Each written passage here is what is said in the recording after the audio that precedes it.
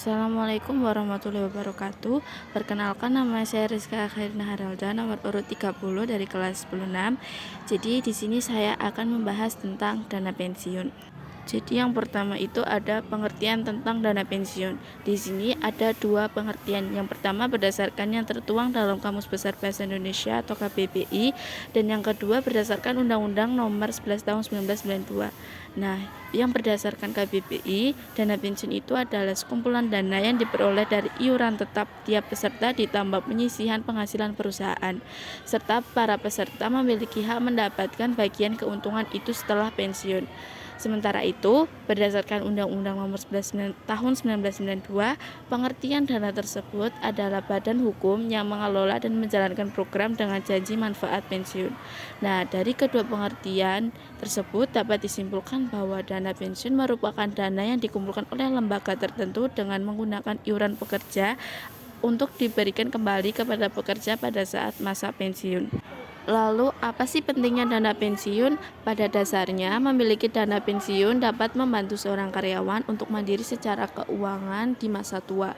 Nah, lebih lanjut, dana pensiun dapat meminimalkan risiko yang mungkin terjadi di masa tua, seperti rentan terserang penyakit atau terlantar karena tidak bisa memenuhi kebutuhan sehari-hari.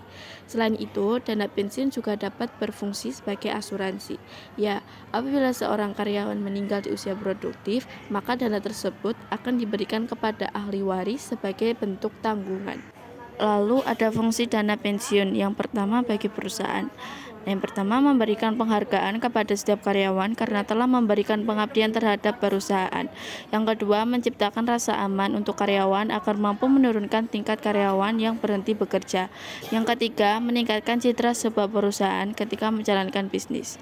Yang kedua, bagi karyawan, hari tua yang umumnya sulit untuk melanjutkan kerja dan meraih pendapatan bisa tergantikan oleh dana hari tua yang sudah dikumpulkan sejak lama.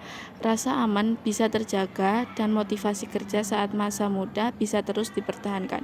Yang ketiga, itu yang terakhir, bagi penyelenggara program. Yang pertama, penyelenggara program memiliki kesempatan untuk mengelola dana agar menghasilkan keuntungan, sebab iuran dana hari tua dapat digolongkan ke dalam investasi. Yang kedua, mendukung program pemerintah dalam mengadakan dana hari tua. Selanjutnya ada jenis dana pensiun. Jenis dana pensiun secara umum terbagi menjadi 3 jenis berdasarkan pihak yang memberikan program dana pensiun tersebut. Yang pertama, pemberi kerja. Jenis yang pertama adalah dana yang dibuat oleh individu atau sebuah badan yang mempekerjakan karyawan. Individu atau badan tersebut berlaku sebagai pendiri dan menyelenggarakan program dana hari tua tersebut untuk seluruh karyawan. Yang kedua, lembaga asuransi kesehatan. Jenis berikutnya adalah dana yang diselenggarakan oleh perusahaan asuransi jiwa untuk perorangan, baik untuk karyawan kantor maupun pekerja independen, dan terpisah dengan dana hari tua dari pemberi kerja. Yang ketiga atau yang terakhir adalah lembaga keuangan. Jenis yang terakhir, dana yang dibuat oleh lembaga keuangan seperti bank, sehingga iurannya bersifat pasti dan hanya dibebankan pada pemberi kerja, serta besarannya berdasar pada keuntungan pemberi kerja. Dan untuk pembahasan yang terakhir yaitu ada produk dana pensiun. Yang pertama, dana pensiun pemberi kerja atau DPKK. DPKK dibentuk oleh perusahaan yang berskala besar atau mempekerjakan banyak karyawan. DPKK menggunakan dua jenis program untuk iurannya, yaitu program pensiun manfaat pasti atau PPMP dan program pensiun iuran pasti atau PPIP. 2. Dana pensiun lembaga keuangan atau DPLK. DPLK adalah produk dana pensiun yang dibentuk oleh bank atau perusahaan asuransi jiwa dan sudah disahkan oleh Kementerian Keuangan. Berbeda dengan DPKK, produk ini hanya menggunakan PPIP sebagai sumber iurannya. Yang ketiga, ada dana pensiun syariah. Produk ini dikelola oleh suatu badan hukum untuk memberikan manfaat pensiun berdasarkan prinsip syariah. Produk ini mirip dengan dana pensiun lainnya.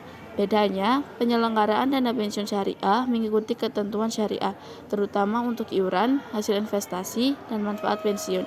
Dan yang keempat atau yang terakhir yaitu jaminan hari tua atau JHT. Jaminan hari tua atau JHT adalah contoh produk dana pensiun yang bersifat wajib karena iurannya harus dibayar tiap bulan. Selain itu, JHT bersifat jangka panjang hingga masa pensiun. Adapun salah satu contoh JHT adalah BPJS Ketenagakerjaan. Sekian pembahasan materi tentang dana pensiun dari saya. Jika ada yang ingin ditanyakan, boleh tulis di kolom komentar. Wassalamualaikum warahmatullahi wabarakatuh.